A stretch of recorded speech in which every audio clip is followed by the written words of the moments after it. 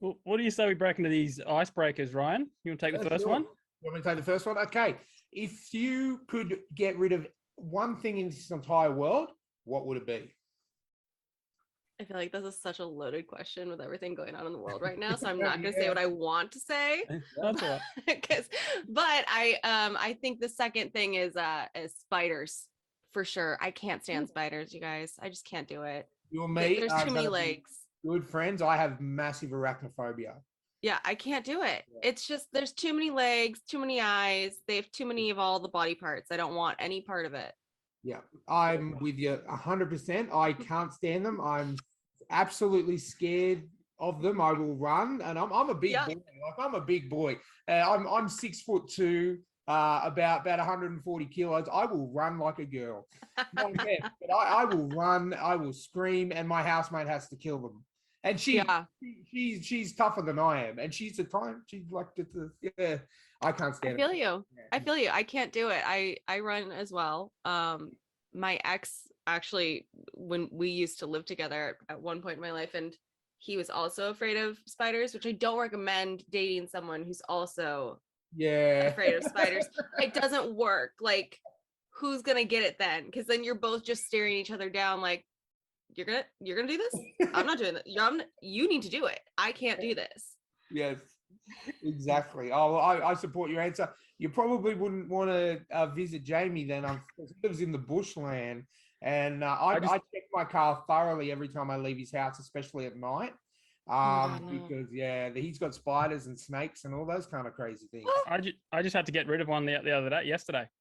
Oh my God. And it was Don't like, tell me I'm that. so I'll never come sorry. back to it your was house. like the size of my hand. I'm never No, coming back to this no. house, ever. And then all I do Why is are they that big? Because it's Australia. it's Australia. And We like to, apparent- it's like, you're saying how in the US you got everything bigger in Texas. Yeah. Yeah, everything, all the things that can kill you animal wise are bigger in Australia. No. See, I think if I visit, I'm just gonna have to stay like in Sydney Yeah, by the Opera House. I am not going anywhere else. Yeah, look, you're more likely to see a shark if you stay near the Opera House because they swim I'm around. fine with that. That's Yeah. cool. We're cool. I'm cool with the sharks. Then you They miss have the their fun stuff. land. I have mine. We're good. like Excellent. last year, I think it was last year, maybe a year or two ago, we're sitting down at dinner. We look out in the garden, and this kookaburra lands in the garden, picks up a snake that is 4 times its body length and flies off with it. No. What? And you Yeah. think we make that like that? That's some of the stories you probably hear about Australia. You're like, oh, they're just making that up. No, No, it's that happened. Okay, well then I have to ask you guys because there is that like famous like meme that goes around of like the flying spiders that are like landing in somewhere in Australia. Is that real? Like what? Why did that happen? There's the spider. I think that the flood there's thing? a spider called the bird-eating spider that jumps really high. So it could be that. No, but I remember when the last major flood, like the big one, it caused a whole lot of spiders just to go up someone's house, and there was like thousands of them, but they're tiny. Oh God, I saw that, and that would make me just crawl up into a little ball in my We're bathtub. not doing much for Australian tourism at the moment, Jamie. So Well, it's a bit hard. It's a bit hard when our politicians don't let anyone in anyway. So True. It's not like we could go over there. they're Exactly. like, come here. You may not be able to leave. yeah, true. Come here and experience the prison colony firsthand. Oh my God. Oh man. All right, Jamie, do you want to take the next one? All right. Well, I'm hoping your visiting Australia isn't on your bucket list, but tell us something that's on your bucket list. Not Australia, but I do desperately want to visit Italy. I've been taking the Duolingo like Italian thing. My friend Danielle's doing it too, so we're like getting ready. But I just, wine, pizza, pasta, history. What else do you need? It's just perfect. There's so many. What I would like to go to Italy as well, but I would like to visit some of the old school towns, like the everyone goes over to everyone's house every Sunday night, and it's I Yeah. love that history Obviously, as well as places like Rome, you got the Colosseum and all that. Oh yeah. But I would love to do a proper tour and go to like some of those small villages as well, I think. Oh yeah, that would be so cool. And like all the vineyards and everything that's out there. I just think that like, oh man, Italy would be so nice.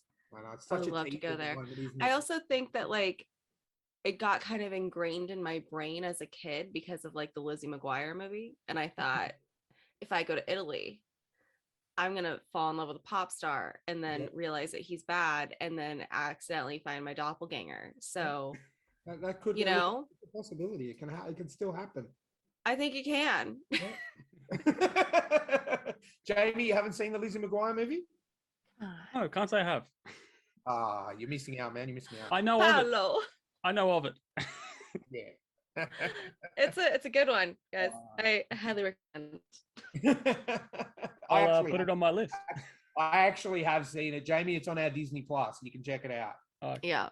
So there you go. All right, this one is one that I like to take. I always like to ask this question because this is how we're going to judge you, Jillian. We're not judgmental people, but the answer to this question will result in how well this interview goes. Oh, jeez. Okay. If you're ready. Okay, yeah. Tell us what is the greatest sitcom ever made? And you can also part to it with your favorite. Oh my God. This is the worst. Okay, so I have like a list of like my top 10s of like different genres and different things. Yep.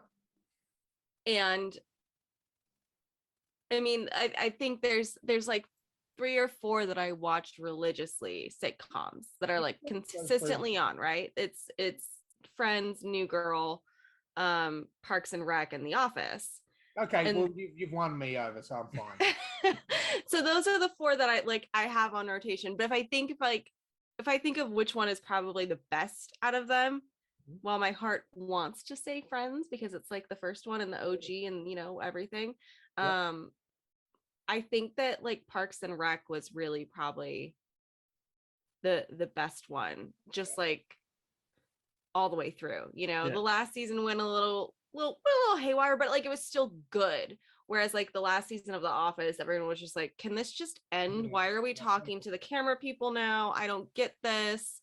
The last season of Friends, you know, while I loved it and I loved the ending with like Ross and Rachel, it's just like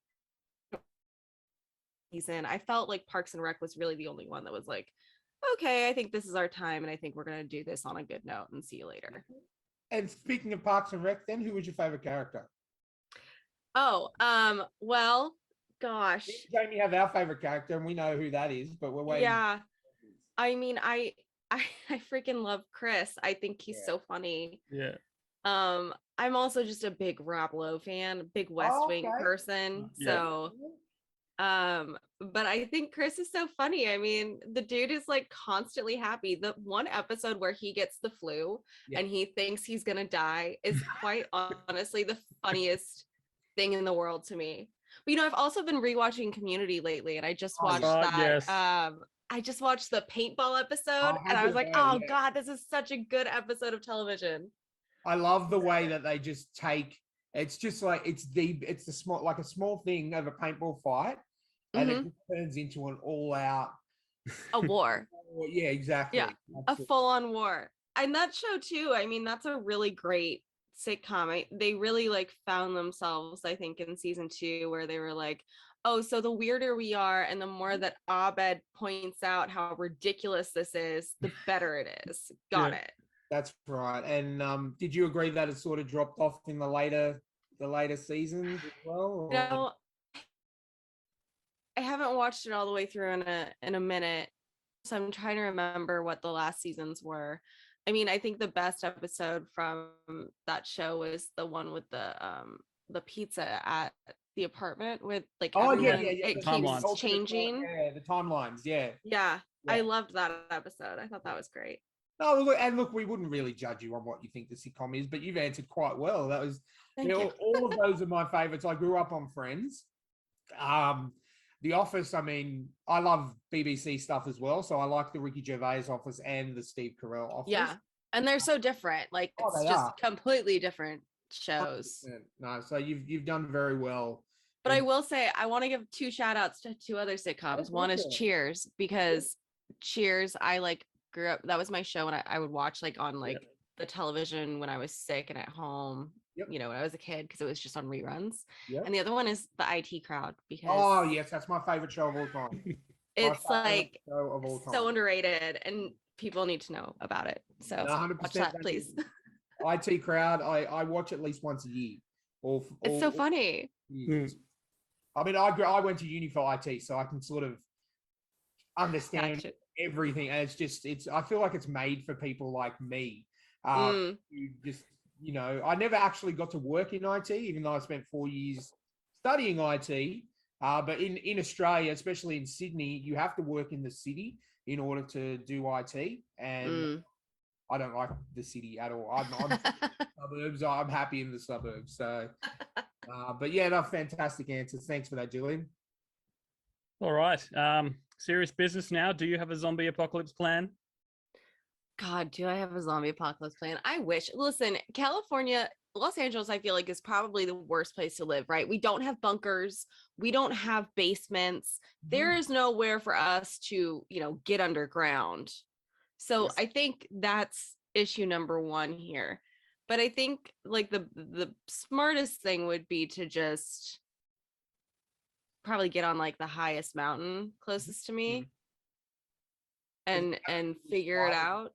So then you have to deal with spiders and stuff. Yeah, there is that. There's that. See, I can't get away from it. Yeah, I feel like I would have to like find somebody that I know who lives, I don't know, like on a mountain in the hills somewhere, and just go there and bunker down, because I feel like if you stay, you know, in the city, you're screwed. Yep, 100%. But you can't go underground at all, because we just don't have that here because of the earthquakes. But then also, if you go to the hills, you might get screwed over during fire season. So I think essentially, if there was a zombie apocalypse, LA would just go under, and that would be it. We'd all be zombies. Well, let's be honest. If it's going to start, it's probably going to start in California. 100%. Yeah, it will start in this city, and we will all be taken out. let's Did we not see Zombieland? Come on. Yeah, exactly.